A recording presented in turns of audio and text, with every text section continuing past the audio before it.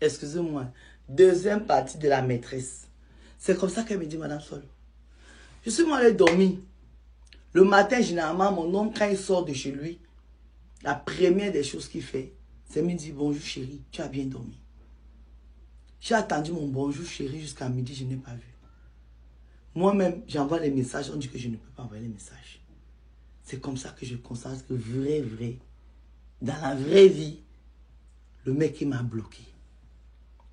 Madame Sol, je ne suis jamais allé chez lui, je ne suis jamais allé dans son bureau. Mais je sais dans quelle société il est. Parce que c'est sa société. Mais je n'ai pas pris le risque de partir là-bas. Ce que j'ai fait, comme je connais les endroits qu'on fréquentait ensemble, où il m'a amené, parce que je vous ai dit que j'étais sa maîtresse. Ça veut dire qu'il ne me cachait pas. Ses amis me connaissaient. Donc, toute la journée là, comme je n'ai pas pu le joindre, j'ai dormi. Le deuxième jour, j'ai pris ma voiture. Je suis allé me garer là où on fait souvent l'apéro, after work. J'ai vu mon gars descendre de la voiture, aller dans le bar où on passe souvent. Je suis resté là jusqu'à... Il a repris sa voiture, il est rentré chez lui. Donc, je l'ai suivi pour aller voir là où il habite, alors que je n'étais jamais allé là-bas. On a ouvert le portail, mon gars est entré. C'est comme ça que j'ai découvert où mon gars habite. Le lendemain, j'essaie de le joindre de rien. J'appelle au bureau. Sa secrétaire décroche. Je mens le nom. On me dit que pourquoi je l'appelle, est-ce que j'ai rendez-vous, blablabla. On ne me le passe pas parce que c'est une grande PDG. Madame Sol, le petit monsieur qui est dans ma tête là commence à me dire que non, tu ne peux pas te laisser narguer comme ça. C'est trop facile. Qu'est-ce que tu as fait? Parce que je n'avais pas encore fait le lien par rapport à la question que j'ai posée. Parce que ce n'est qu'une question que moi j'ai posée. Donc je fais quoi? Je m'avais sur Internet. Je connais le nom de famille de mon mari. Je tape son Facebook. Je vois son Facebook. Dans son Facebook, il n'a jamais vu, il n'a jamais mis ses enfants, il n'a jamais mis sa femme. Mais par rapport à son nom, je regarde ses amis. Et je commence à fouiller, je fouille. Je tombe sur le Facebook de sa femme. Quand je tombe sur le Facebook de sa femme, je vais eBay. J'écris à sa femme. Écoutez bien. Je vais dans le eBay de sa femme. Je lui écris. Bonjour madame. Je suis madame Sol Attitude. Je voudrais vous parler si vous êtes disponible. Madame Sol, pendant une semaine, la dame n'a pas lu mon message. Tu sens que c'est une femme qui n'est pas réseaux sociaux. Donc, il me faut trouver une autre technique pour pousser la femme à me répondre. Une semaine après, je vois qu'elle a lu mon message, mais elle n'a rien fait. Qu'est-ce que je fais alors? Je me dis qu'elle me nargue. Vu que son mari et moi, ça fait fait plus de 2 ans qu'on est sortis ensemble. On a voyagé ensemble. On a fait beaucoup de choses ensemble. Je suis même tombée enceinte de lui. La grossesse n'est pas restée. Bref, c'était mon mari. Un genre. Donc j'ai des photos, j'ai beaucoup de choses avec lui. J'ai dit, ok, si le gars veut jouer à ça, je vais lui envoyer un message eBay. J'envoie le message eBay à mon gars. Puisqu'il ne m'a pas bloqué sur Facebook, on n'était pas amis.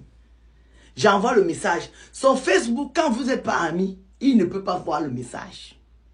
Donc je vois que lui, il ne peut pas lire mon message parce qu'on n'est pas amis sur Facebook. Et regardez comment le monsieur a... En fait, regardez comment il a séparé les relations. Il n'est même pas ami avec sa maîtresse sur Facebook. Ça veut dire que ce que sa maîtresse fait dans les réseaux sociaux, peut-être qu'il voit ça en sous-marin. Mais officiellement, ils ne sont pas amis sur Facebook. La fille voit que le monsieur ne réagit pas. Elle prend les photos qu'elle avait avec le mari de quelqu'un. Elle envoie à la dame eBay. Que je suis la femme de votre mari. Je voudrais vous parler. Voici les preuves. Comme nous les femmes, on est bizarres. Ou c'est des choses de Dieu, c'est quoi? Les photos sont restées 2 jours. Bizarrement, la dame a cliqué, elle a vu les photos. Quand tu vois un message qu'une femme t'écrit, tu peux te dire que voilà une autre folle. Mais quand tu vois les photos, ce n'est plus la folie. Là, ça devient du sérieux. Donc la femme voit la photo. Elle ne répond pas. La maîtresse lui envoie maintenant les photos, les nudes. Ça veut dire que là où elle se met bien avec le mari là, le mari de la femme la voit maintenant son mari en train de faire les choses des adultes dans les pays étrangers avec la fille. Parce que ce que la maîtresse y cherche, c'est sortir la femme de ses gammes.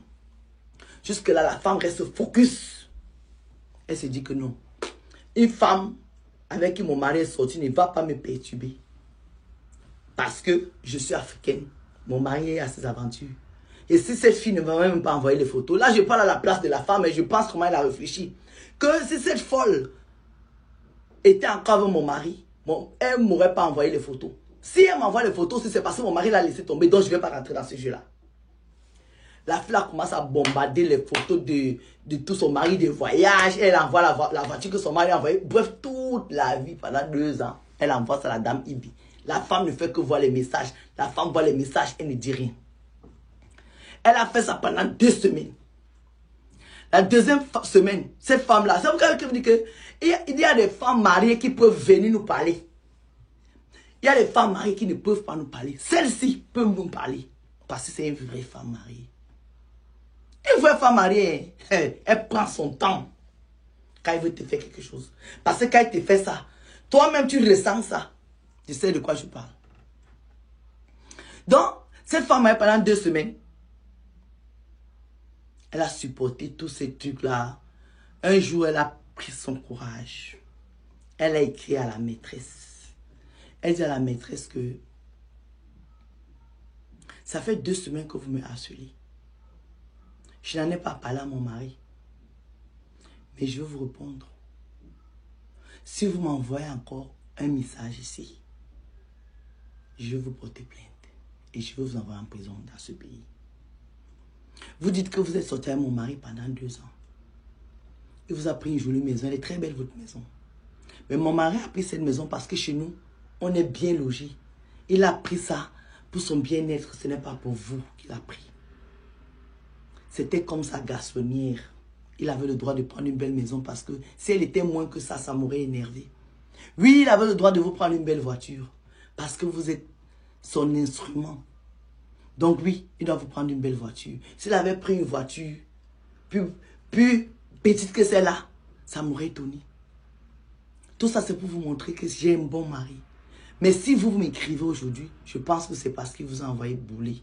Vous avez parlé de moi à mon mari? Est-ce que vous avez parlé de moi à mon mari? La fille là me dit que Madame Sol, quand elle a posé la question, si moi j'ai parlé d'elle à son mari, je suis resté bouche bée, j'ai commencé à pleurer derrière mon écran. Est-ce que vous savez que c'est cette femme-là qui m'a fait comprendre vrai que c'est parce que j'ai demandé à son mari comment va ta femme? J'aurais pas dû. Et il a dit que si vous avez parlé de moi à mon mari, c'est là où vous avez mis fin à votre relation. Vous avez commis une erreur. Elle me dit, Madame Sol, quand la dame là m'a écrit ça, quand j'ai lu le message, j'ai bloqué la dame là moi-même. J'ai effacé tous les messages. Je suis allé sur le profil de son mari. Je lui ai écrit que pardonne-moi. Je me suis trompé. Tout ceci, c'est pour vous dire que ça là, c'est parce qu'elle avait 35 ans.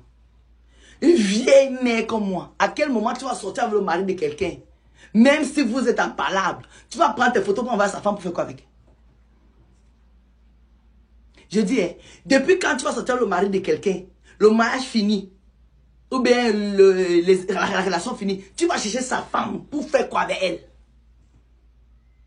Si c'est qu'on n'est pas bête, on peut faire un truc comme ça. Là, voilà maintenant qui a perdu tout le confort qu'elle avait. Elle est venue me trouver dans ma pauvreté assise. Soyez sage, je vous dis ça tous les jours. Quand tu sors avec le mari de quelqu'un, il faut respecter sa femme. Il faut la laisser loin là-bas. Occupe-toi de toi. Tu la laisses loin, tu l'oublies, ne la cherches même pas. Même sa photo ne cherche pas parce que tu n'es rien dans la sauce. Bisous.